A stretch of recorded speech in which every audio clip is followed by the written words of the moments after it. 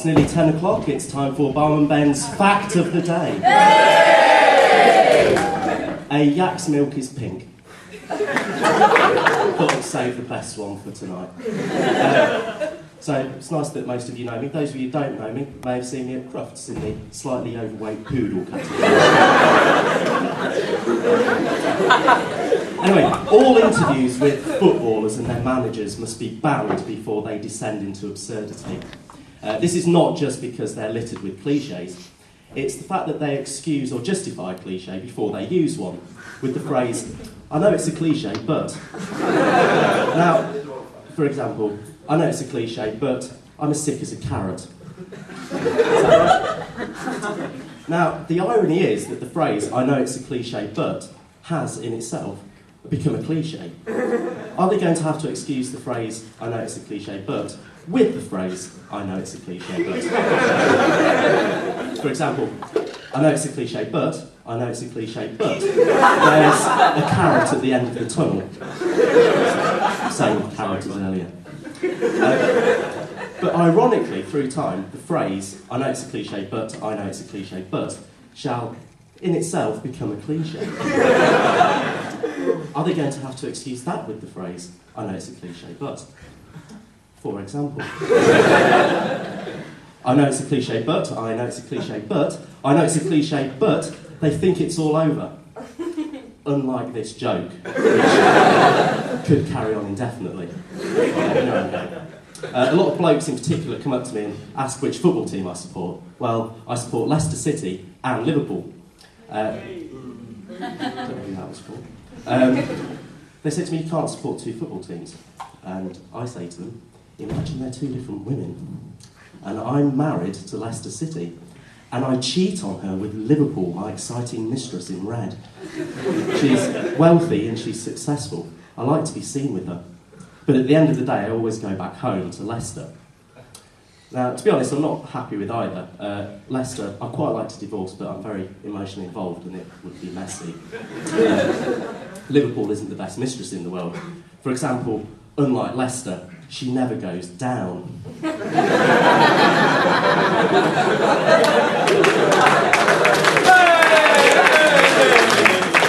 Unfortunately, the type of bloke that empathises with this analogy of infidelity, a little bit too literary for my liking, is the kind of bloke who would walk into a bar and instead of ordering Stella, orders "hot and wife beater."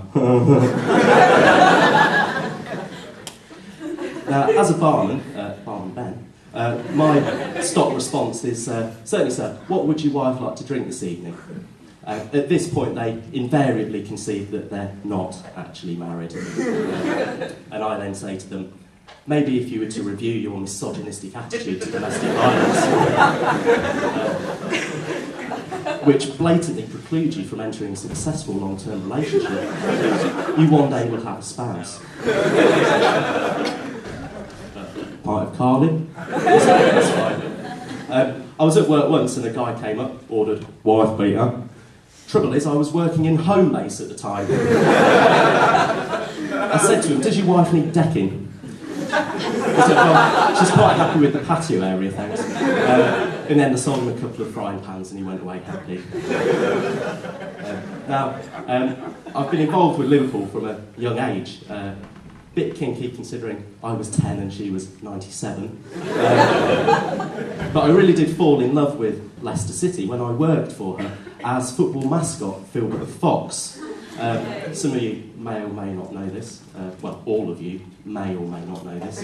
And I worked for the club between 2001 and 2003. And I've still got quite a lot of contacts there. And on the final home game of every season, I collect money for charity, and this season, against Wolves, I collected money for a children's cancer charity, all in a good cause, with my brother-in-law.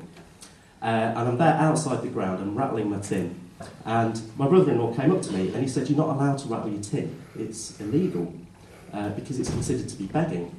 And I thought, how ridiculous is that? You know, I'm collecting for charity and I can't rattle my tin. And then it did occur to me that surely that would discriminate against charities that collect for Parkinson's disease.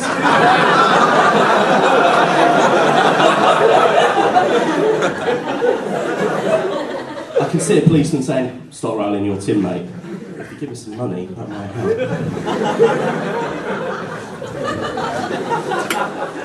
And talking of the police and ridiculous laws, I don't know if you've heard the latest police catchphrase. It's too much bling, give us a ring. Bling being, as you may know, expensive but often tacky jewellery, which has been known to have been worn by drug dealers on occasion. So well done to the police there. They've spotted a stereotype and they've exploited it in a clever little catchphrase. And now the football season's over, it's given me something to do on a Saturday afternoon. You'll find me at H. Samuel, it's a jeweller's in town. I've got the number for Crime Stoppers on speed dial.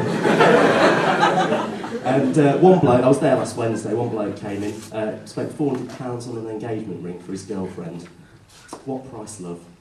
Hopefully, in his case, a prison sentence. And some of the old ladies that come in, blinged up, they're like granny equivalents of B.A. Baracus. Hopefully my phone calls will stop them peddling speed down at the young people's school. But believe it or not, the best job that I had wasn't doing film at the Fox, it was actually doing the donkey rides on Mablethorpe Beach. And I'll tell you a little story, shall I? One day a little child came up to me, about 6, 7 years old, and he said, I'd like to tell you a joke. And I said, certainly, what's your joke? He said to me, what do you call a donkey with 3 legs? And I looked down at the sweet, innocent child, and I said, I don't know, what do you call a donkey with 3 legs? And he looked back at me with his big, wide, innocent eyes, and he said, wonky. Well, I laughed to be polite. But then I did feel obliged to point out that a donkey with only 3 legs would have to be put down by lethal injection.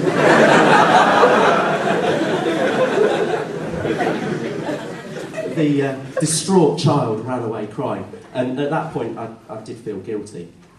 Well, they tend not to use lethal injection, they tend to shoot them in the head. And I'd misinformed him. So I ran after him, and I put the record straight. So, I didn't need Horlicks to sleep that night. Anyway, that's me done. I've been Barman Ben. I know it's a cliche, but you've been very kind. Thank you.